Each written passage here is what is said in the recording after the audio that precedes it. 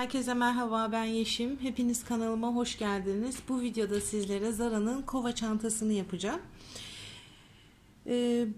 Bu çantada benim birkaç yerini değiştirdim ben. Özellikle çantanın taban kısmını, yani orijinal modeliyle birebir aynı yaptım taban kısmını. Yuvarlak taban üstüne çalıştık çantayı ki tam bir böyle çok torba çanta veya kova çanta görünümünü alabilmesi için arkadaşlar. Bu şeritlerin yapımı da çok basittir. Şeritleri düz takip ettiğinizde şerit sizi her zaman çantanın başlangıç noktasına götürecektir. Şöyle bakar mısınız? Çantanın altı ne kadar muntazam oldu. Öyle değil mi? Çantanın içi de aynı şekilde. Bakın bu şekilde. Şöyle içine doğru çevirdiğimizde çantanın içi. Şimdi tabanı nasıl oval yaptık? Yine hepimizin bildiği, çokça kullandığımız hanım dilendi, bey beğendi modelinin tabana uygulayarak yaptık. Aslında tabana uygulayarak yaptık demeyelim. Yuvarlak hanım dilendi, bey beğendi motifinin üstüne bu çantayı ördük diyelim. Öyle söylemesi hem daha kolay geliyor kulağa. Hani taban yaptık demektense yuvarlak bir motif üstüne çantayı yaptık demek çok daha basitleştiriyor olayı. Çünkü gerçekten çok basit. İstediğiniz boyutlarda büyütmeniz, küçültmeniz mümkündür. Açıklamalar kısmına tabanın taban sayılarını, yani daha doğrusu tabanı nasıl büyüteceğinize dair bilgileri yazacağım. Oradan da bakabilirsiniz. Keza videoda da zaten anlatmıştım. Bildiğiniz gibi buraları motifli bir çanta. Yine aynı teknik. Hanım dilendi, bey beğendi motifidir. Şöyle gösterelim.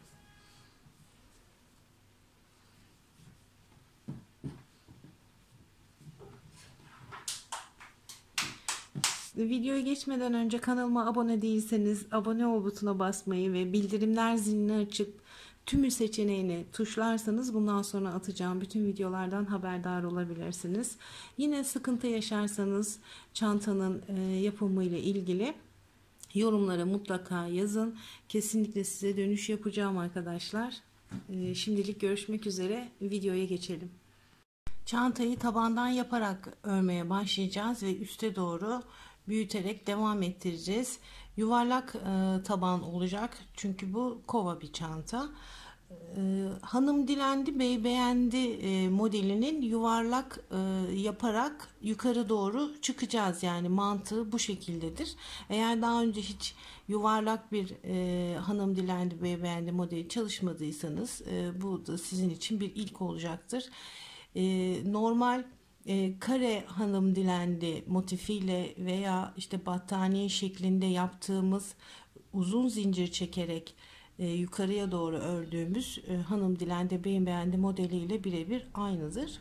Sadece yuvarlak geçeriz ve belli sıralarda artış yaparız. Şimdi böyle kalın iplerim var. Çantanın üstüne trabzan yapmak için bu ipleri kullanacağım. Koton ipler normal oyuncak yapımında kullanılan klasik koton ip, herkesin bildiği. 2 kat yaparak kullanacağım çünkü bu koton ipler çok ince. O yüzden 2 kat yaptım. Ortadaki yuvarlaktan başlayarak örmeye başlayalım. Şu iki ucu da düğümleyelim. Sihirli halka yapıyorum. Kısa ipi avucumun içinde tuttum. Bu uzun ipi parmaklarımın üstünden dolandırdım ve üste geldim. İpimi çektim. 1 2 3 zincirle yükseliyorum.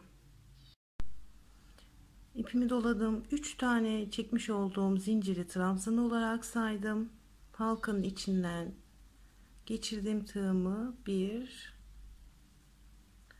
2 tane trabzan, 2 zincir, tekrar halkanın içine 3 tane trabzan yapıyorum. 2 ve 3. 2 zincir, tekrar halkanın içine 3 tane trabzan.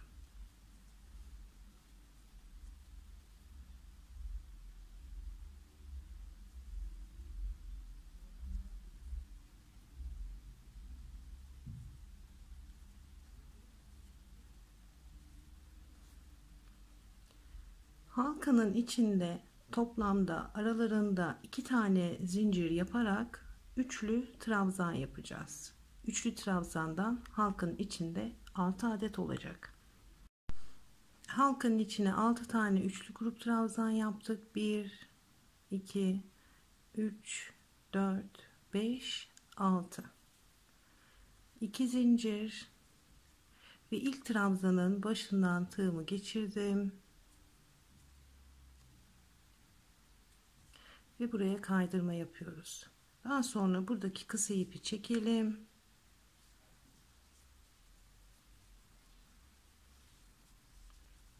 Tekrar kaydırma yapıyorum. İlk boşluğa kadar kaydırma yaptım ve boşluğun ortasına yerleştim. 3 zincirle tekrar yükseldim. İpimi doladım. Ve boşluğun içine 3 tane trabzan. Zincirle birlikte 2 ve 3. 2 zincir, aynı boşluğa 3 trabzan. 1, 2 ve 3. 1 zincir, ipimi doladım. Boşluğa 3 trabzan. 1, 2, 3. 2 zincir, aynı boşluğa 3 trabzan.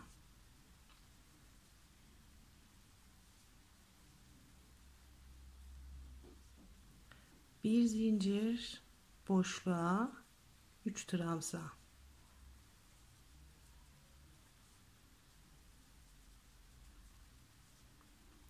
2 zincir, aynı boşluğa tekrar 3 trabzan.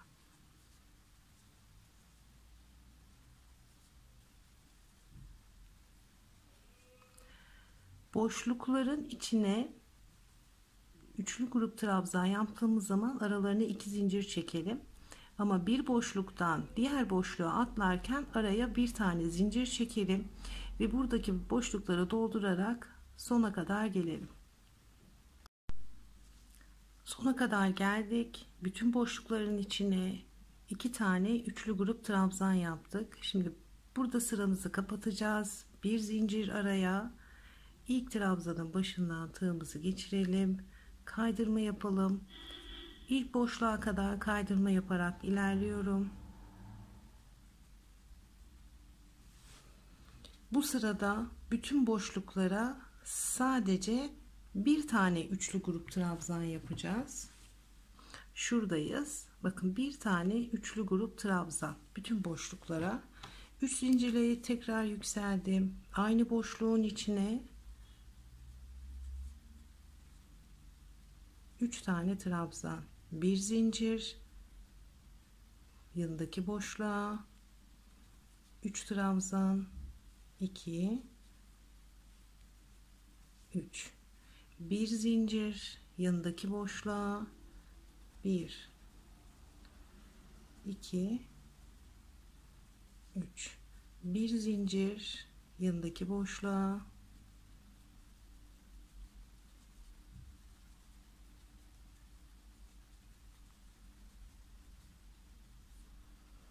Aralarda birer zincir çekerek bütün boşluklara, hem buradaki hem de buradaki boşluklara sadece bir tane üçlü grup trabzan yaparak bitişe kadar geliyoruz. Trabzanlarımızı yaparak sona kadar geldik. Bir zincir, tekrar ilk trabzanımızdan kaydırma yapıyoruz.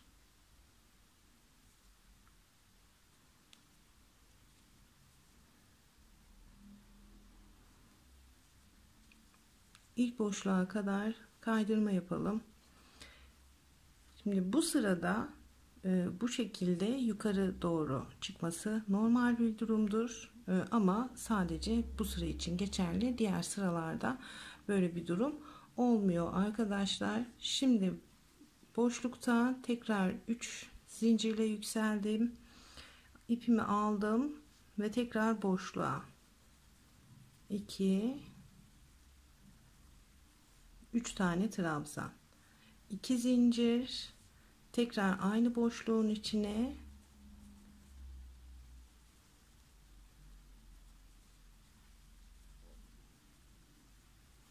3 tane trabzan, bir zincir araya, yanındaki boşluğa yine 3 tane trabzan yapacağız.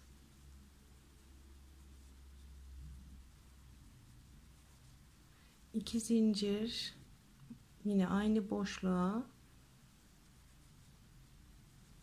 3 tane trabzan.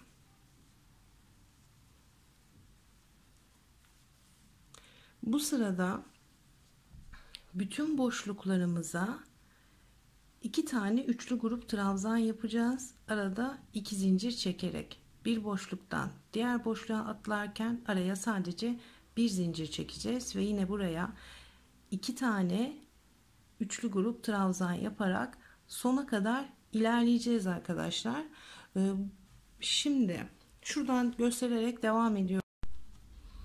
1 2 3 4. Sizi 4. sırada bırakmıştım. 4. sırada bütün boşlukların hepsine 2 tane üçlü grup trabzan yapıyoruz. 5. sırada bütün boşluklara sadece bir tane üçlü grup trabzan yapıyoruz. 6. sırada yine bütün boşluklara sadece birer tane üçlü grup trabzan yapıyoruz. 7. sıraya geldiğimizde bir boşluğa 2 tane üçlü grup trabzan, diğer boşluğa sadece bir tane. Bir boşluğa 2 tane, yanındakine bir tane. 2 tane üçlü grup trabzan, birine, diğerine sadece bir tane. Bu şekilde 2 çift bir tek, 2 çift bir tek olarak 7. sırayı tamamlıyoruz. 7. sıradan sonra bütün boşlukların hepsine sadece bir tane trabzan sadece bir tane üçlü grup trabzan yapıyoruz. Bu 7. sıra, 8. sıra, 9. sıra, 10. sıra vesaire gidiyor. Son artışımız 7. sırada. Daha sonra hepsine tek üçlü grup trabzan yapacağız. Ve 10. sırada çantanın tavanları yukarıya doğru çıkmaya başlayacak ve döne döne çantamızı büyütmeye başlıyoruz. Ne zamana kadar? Çantamızın sapını sap kısmına gelene kadar döne örmeye devam edelim. Evet, çantamızı yukarı doğru örerek büyüttük. Ben toplamda 30 santim yüksekliği 30 santim olana kadar ördüm. Şuradan ölçtüğümüzde genişlik 37 santimi buluyor arkadaşlar. Aşağıdan tam bir kova modeli ördüğümüz için sihirli halkanın üzerine hanım dilendi bey beğendi modelini uygulayarak devam ettirmiştik. Dolayısıyla aşağıda bizim gözümüzü rahatsız edecek herhangi bir toplanma ve herhangi bir marullanma olmadı. Önemli olan çünkü şurayı düzgün oturtmak, yukarıları örmek hiçbir şey değildir. Şimdi çantanın içini şöyle göstereceğim size. İçi böyle. Dümdüz. Şimdi bunu üst üste koyalım arkadaşlar. Eğer ütü gerektiriyorsa tabii ütü de yapabilirsiniz ama ben ütülemedim. Şimdi benimle aynı ölçülerde yapıyorsanız 9 trabzan bu taraftan, yani şöyle kenardan itibaren saydığımda 9 bu taraftan, 9 da bu taraftan trabzanlarımı ayırdım. Çantanın sağlı sollu askılarını yapabilmek için. O yüzden bizim çantamızın ortasını bulmamız gerekiyor. Şimdi burada söylemek istediğim şu var. Çantanızın daha büyük olmasını istiyorsanız tabanda daha fazla artış yapacaksınız. Mesela biz artışımızı 7. Sırada bırakmıştık. 7. sırada son artışımızı yapıp 7. sıradan sonra hiç artış yapmadan bütün boşluklarımıza üçlü grup tek trabzan örmüştük. Ama siz daha geniş bir çanta istiyorsanız 7. sıradan sonra 2 sıra hiç artış yapmadan öreceksiniz. Yani öreceksiniz. Daha sonraki sırada artış yapabilirsiniz. Böylelikle çantanız daha geniş olacaktır. Bununla ilgili açıklama bölümüne yazacağım ben. Hangi sırada ne yapmanız gerektiğini oradan da bakıp kendi ölçülerinizi ayarlayabilirsiniz arkadaşlar. Şimdi gelelim çantamızın saplarını yapmaya. İşaret koyduğum yerin yanından başlayacağım. O yüzden şöyle çeviriyorum. Trabzanlarım terse kalmasın diye. Burayı işaretlemiştim. Bu taraftan örmeye başlayacağım.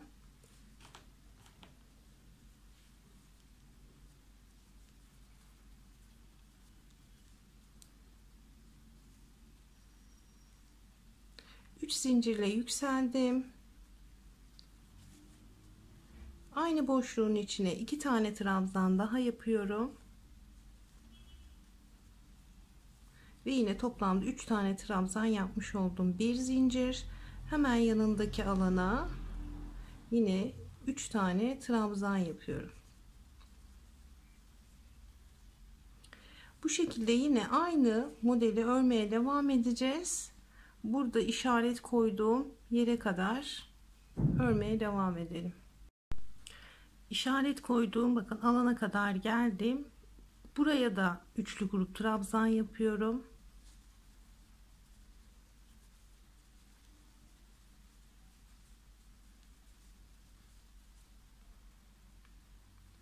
Bir zincir çektim. Buradan dönüyorum.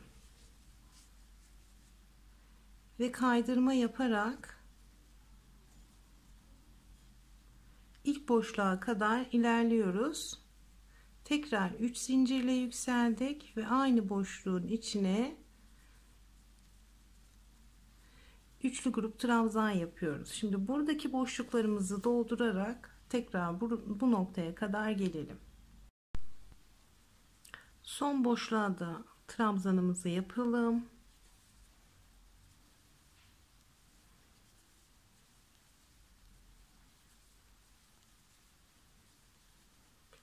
Bir zincir çektim, tekrar döndüm ve yine kaydırma yaparak ilk boşluğa kadar geliyorum.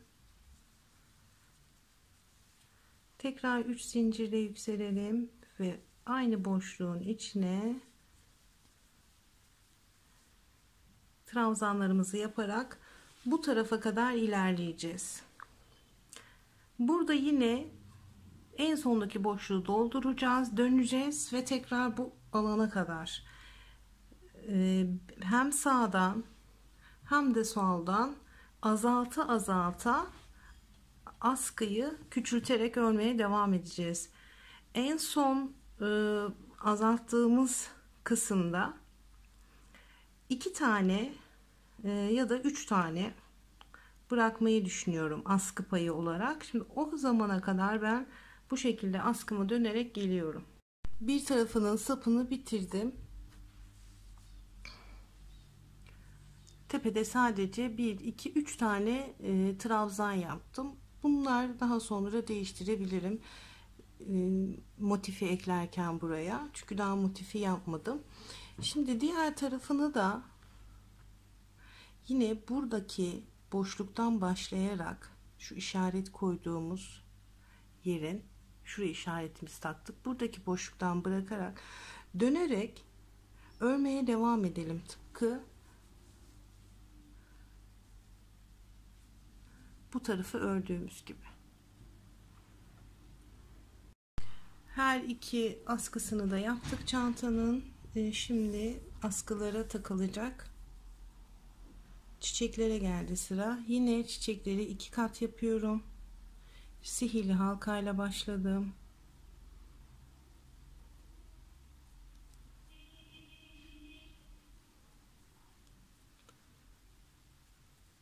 3 zincirle yükseldim. Yine halkanın içine 2 tane trabzan.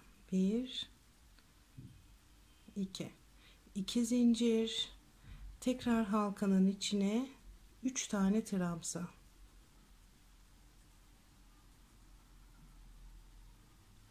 2 zincir, halkaya 3 tane trabzan.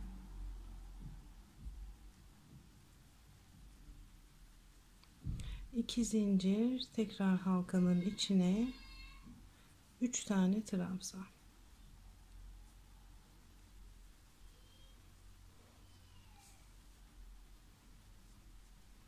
Sihir halkayı kapattım. 1 2 3 4 tane üçlü grup trabzanımız oldu halkanın içinde. 2 zincir çektim ve sırayı kapatmak için en baştaki trabzanın başından geçirerek kaydırma yaptım. Bir zincir çekiyorum ve ipi burada kestim. Şimdi diğer rengime geçtim.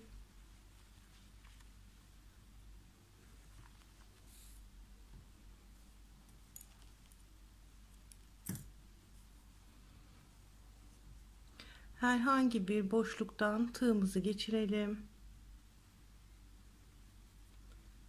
İpimi çektim. 1 2 3 zincirle tekrar yükseldim.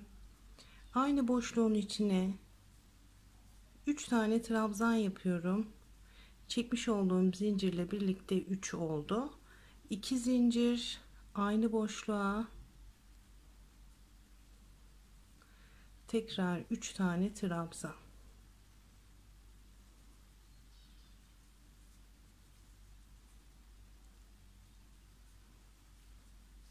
Araya zincir çekmeyeceğim motiflerde.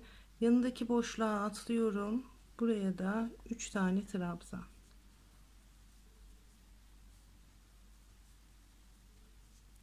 İki zincir, tekrar boşluğa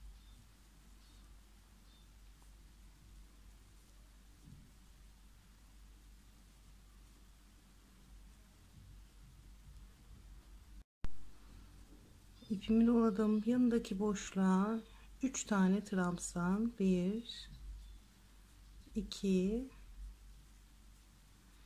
3 2 zincir, tekrar boşluğa 3 tane trabzan. Arada zincir çekmiyorum. Yanındaki boşluğa atladım. Buraya da yine aynı şekilde 3 tane trabzan, 2 zincir, tekrar aynı boşluğun içine 3 tane trabzan yapıyorum. 2 ve 3. Arada zincir çekmiyorum ve ilk trabzanımdan tığımı geçirdim. Kaydırma, bir zincir, ipimi burada kestim.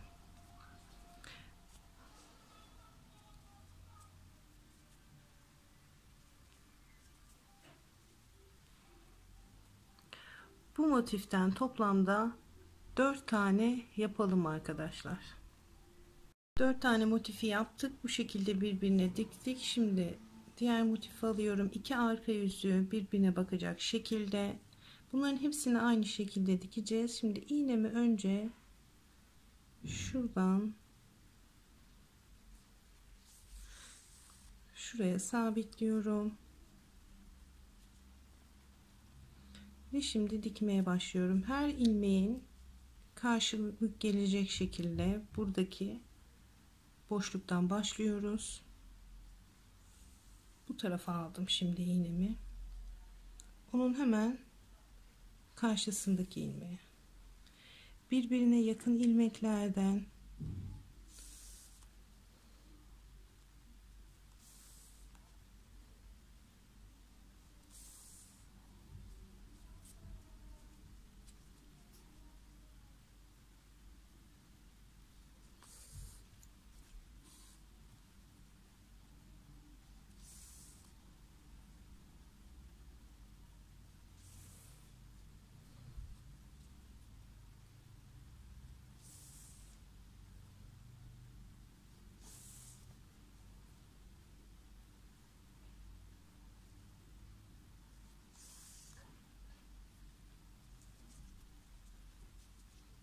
diktik.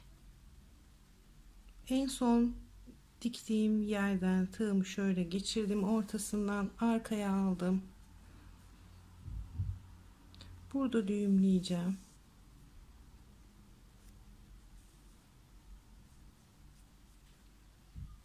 Tekrar geçirdim.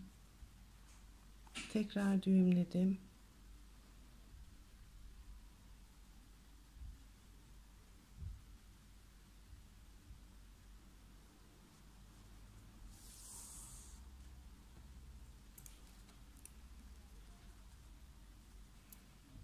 Kestim. Şimdi buraya tekrar düğüm atalım.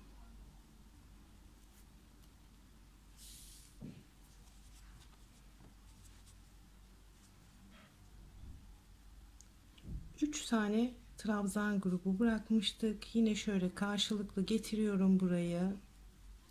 Yine ipimi arkadan sabitledim. Dikiyorum.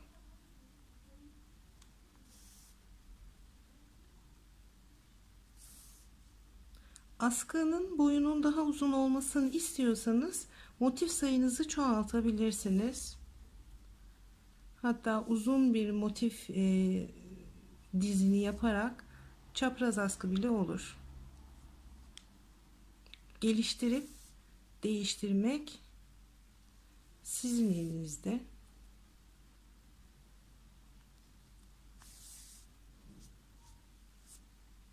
Diktim. Yine son düğümlediğim yerin ortasından geçirdim. Tığımı arkaya, ipimi arkaya aldım ve burada düğümleyeceğim.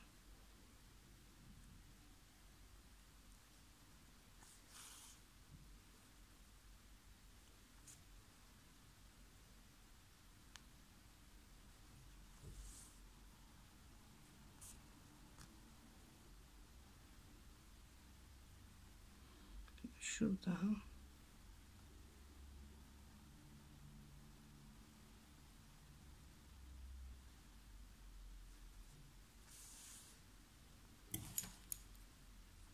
Kestik.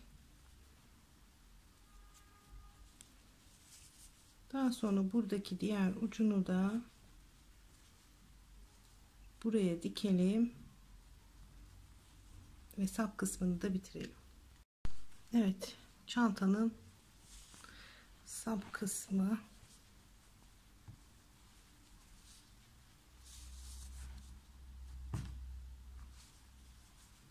bu şekilde diktik. Şimdi gelelim, şöyle serdim çantayı. Dikine değil, enine değil, şöyle yan yan gidecek çantanın üstündeki trabzanlar. O yüzden ve her zaman kenardan başlayacağız örmeye. Kenarlardan, ortalardan yapmaya başlamıyoruz trabzanlarımızı. Kenarlardan başlayacağız. Yani şöyle düşünün. Şöyle kenarları dolanarak yapacağız ama bu tarafa doğru. Başlangıç yerimiz her zaman kenar olacak. Şimdi ne yapalım? Herhangi bir yerden, nereden? Şuradan geçirelim tığımızı. İpimi çektim. 1, 2, 3 zincirle yükseldim. Aynı boşluktan çektiğim zinciri trabzan olarak kabul ediyorum. İkinci trabzanımı yaptım. Şimdi üçüncü trabzanımı yaptım. Şimdi bu tarafa doğru dönebilirim.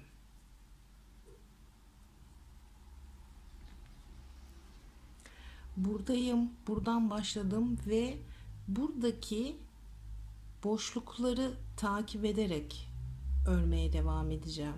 Bu boşluk beni nereye götürürse o şekilde örmeye devam edeceğim arkadaşlar. Şimdi şöyle döndüreyim. Şuradan taktım. Bu boşluk beni nereye götürürse.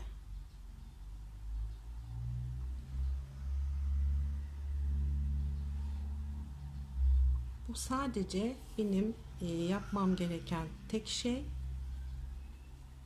aynı hizadaki boşlukları takip etmek. 3 tane trabzan yaptım. Araya zincir çekmeden devam ediyorum. Hemen yanından geçirdim tığımı. Tığımı batmıyorum. Sadece arkasından dolandırıyorum.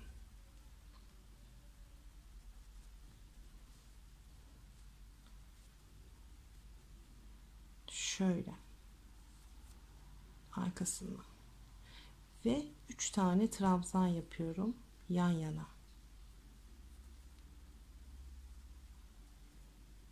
Arada yine zincir çekmedim.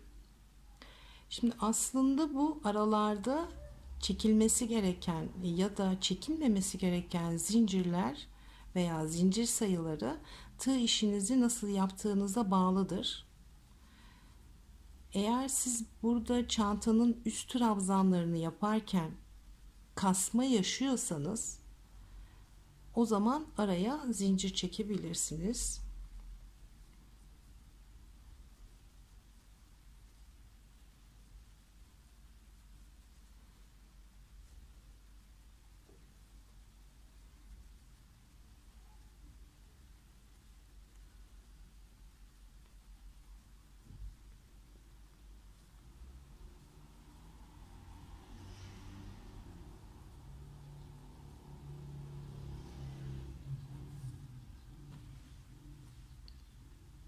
Şimdi ben buradayım. Bu boşluğumu takip ediyorum. Boşluk beni nereye götürürse.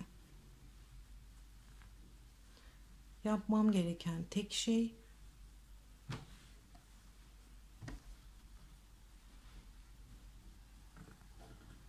boşluğu takip etmek. Takip ediyorum. Takip ediyorum. Bakın hop buradan kıvrıldı. Şeridin beni götürdüğü yere kadar tekrar ettim ve tabana kadar geldim arkadaşlar. Şimdi tabanda da bakın burada taban kısmındayız. 3 tane trabzan yaptım. Aynı yere geçirdim ve buradan kaydırma yaparak bunu buraya kilitlemiş oldum. 2 zincir çekeceğim ve ipimi burada kesiyorum ve bu renkle işim bitmiş oluyor. Daha sonradan diğer renklere geçiş yapacağım. Yine buradan başlayarak ve aralarında 2 tane trabzan boşluğu bırakarak örmeye devam edeceğim. Yine kenardan başlayacağım doldurmaya. 1-2 tane boşluk bırakıyorum. 2 boşluk bıraktım. 3. boşluktan geçirdim tığımı.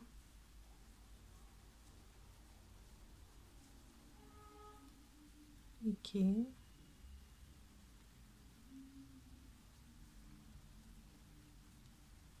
Üç zincirle yükseldim, doladım ve aynı noktaya 2 tane trabzan yapıyorum. Zincirle birlikte yine 3 oldu. Ve şimdi buradaki boşluk hizasını takip ederek trabzanlarımı yapmaya devam edeceğim arkadaşlar.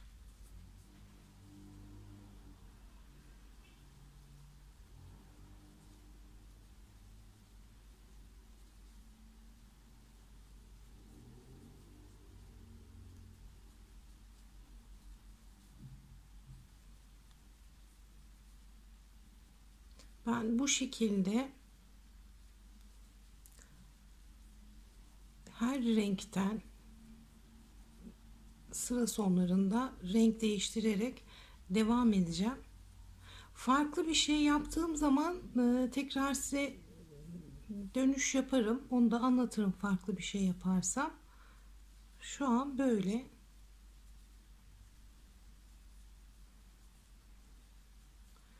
Boşlukları takip ederek örmeye devam ediyorum.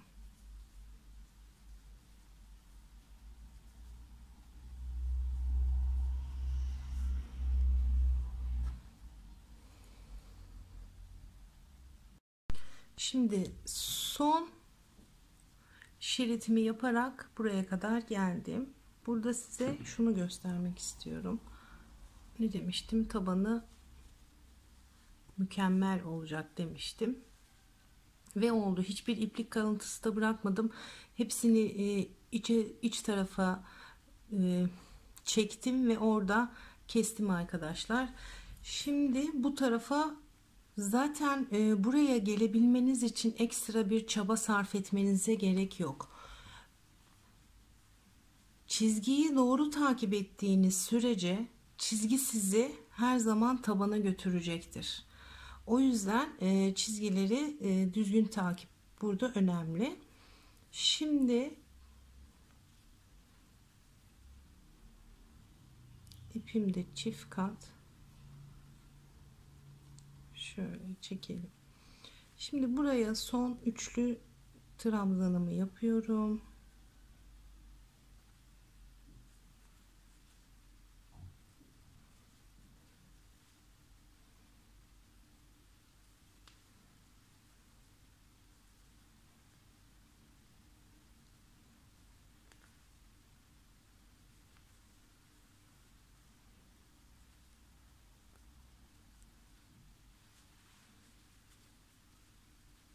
Bir de burada boşluğum var. Buradaki boşluğu da bana işaret ediyor yolum. Her zaman yolumuzu takip edeceğiz. 2 ve üçüncüyü yaptım. Üçüncüyü yaptıktan sonra bunu buradan kesip bırakmıyorum. İlk şeriti yaparken orada göstermiştim. Buradan buradaki ortadaki göbek var ya, bizim başlangıç göbeğimiz. Oradan tığımı geçiriyorum. Kaydırıyorum. 2 zincir çekiyorum. İpimi zaten koparmıştım. Biraz daha keselim. Daha sonra bu ipi tığımı buradan geçiriyorum. Alttan içe doğru çektim.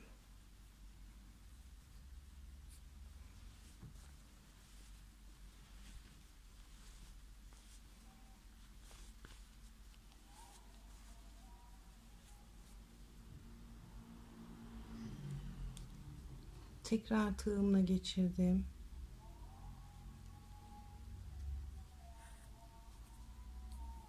Benim 2 kat olduğu için ben düğüm atıyorum.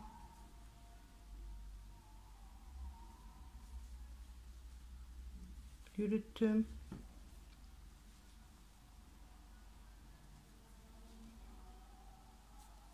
Tekrar yürüttüm.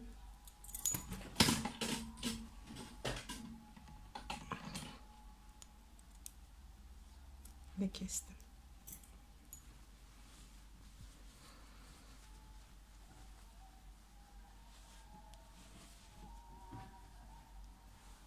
Çantanın tabanı ve açılarak geliyor buradaki şeritler. Sanki buradan başlamış da açarak gitmişiz gibi geliyor. Ve şurada size göstermek istediğim bir şey var.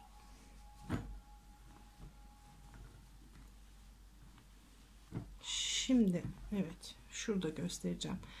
Bir boşluk, iki boşluk, üçüncü boşluktan yaptık. Tam şu kısım, yani çantanın orta kısmına denk gelirse eğer sizin de bir boşluk, iki boşluk, bakın bu üçüncü boşluğun başladığı nokta çantanın sapının bu kısmı. O yüzden burayı yapınca bir boşluk, iki boşluk, üç boşluk yapıp buradaki alandan başlamayın. Şeridi takip edin. Yani buradaki kutucukları takip edin.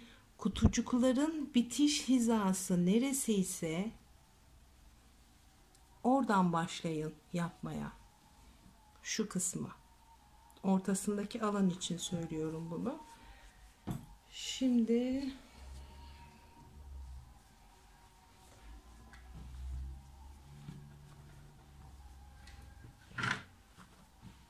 çantayı gösterelim. Çantamız bitti sayılır aslında. Sadece kenarlarına sık iğne geçeceğiz. Ben 3 aralıkla yaptım. Yani bir boşluk, iki boşluk, üçüncü boşluğa yaptım. Siz bu boşlukları fazla bulursanız ikinci boşluğa bir boşluk arada bırakıp ikinci boşluktan şerit geçmeye devam edebilirsiniz. O zaman belki şurada bir sıkıntı yaşayabilirsiniz ama o zaman da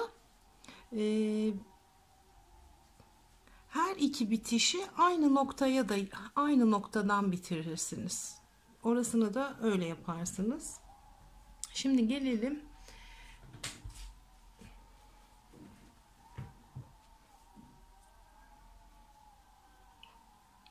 çantanın kenarlarına sık iğne yapmayı. Nereden başlayalım? Şuradan başlayalım.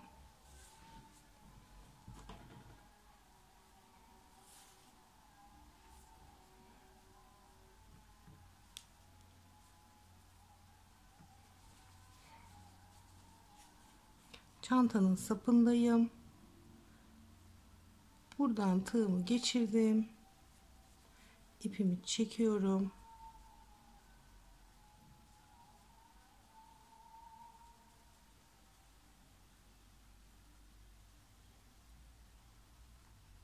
İki,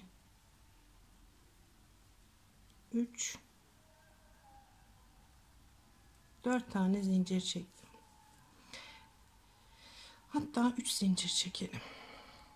3 zincir çektim. Bakın burada trabzan başlarımız var.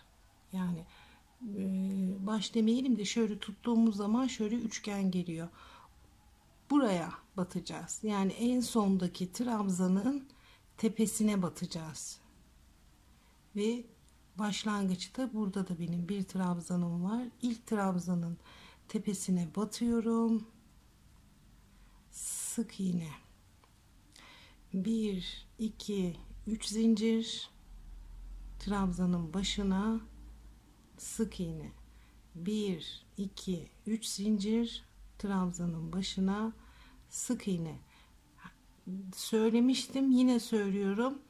Çektiğim zincirlerin sayıları her zaman değişkenlik gösterir. Kasma yaşıyorsanız daha fazla zincir çekeceksiniz.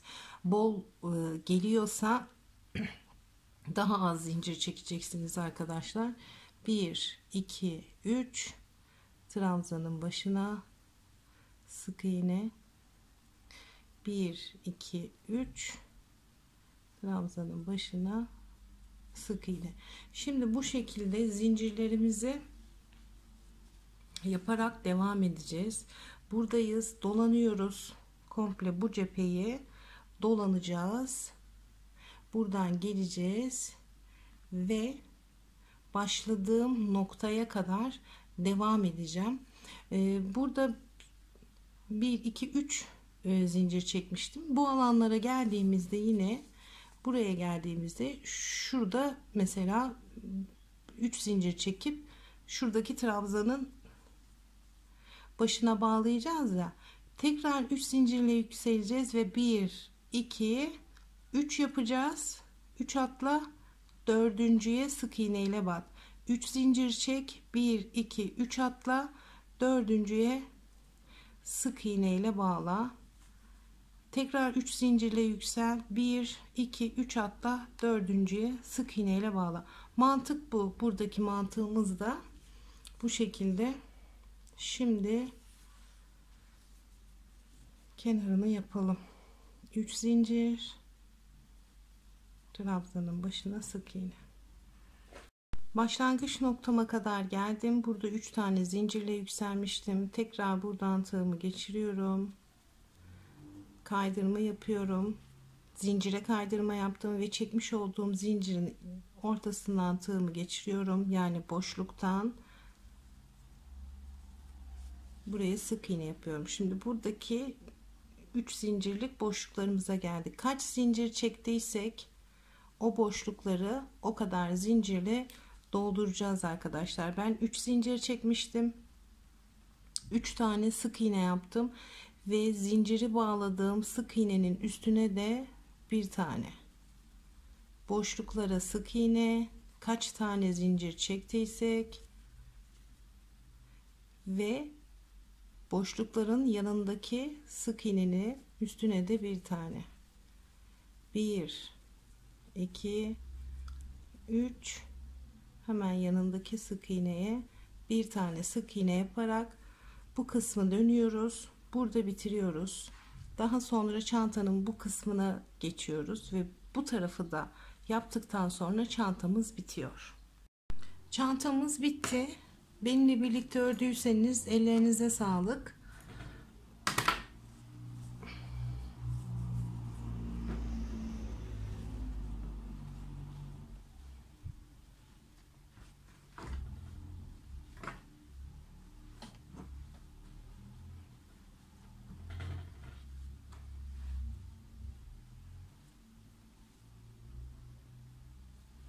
Çok tatlı oldu.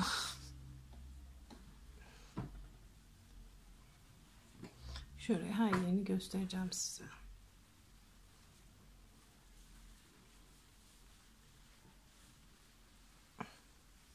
Çantanın içi de bu şekilde. Aslında böyle ters bile kullanılır, böyle değişik oluyor öyle de. Evet, şimdilik benden bu kadar. Kanalıma abone olmayı unutmayın. Eğer benim tarifimle bu çantayı yapıyorsanız Instagram'dan paylaşıp beni de etiketlemeyi unutmayın. Instagram'dan bana gönderilen tüm fotoğrafları ben de kendi hesabımdan paylaşıyorum arkadaşlar. Onu da söyleyelim. Şimdi son olarak ipler temizlensin.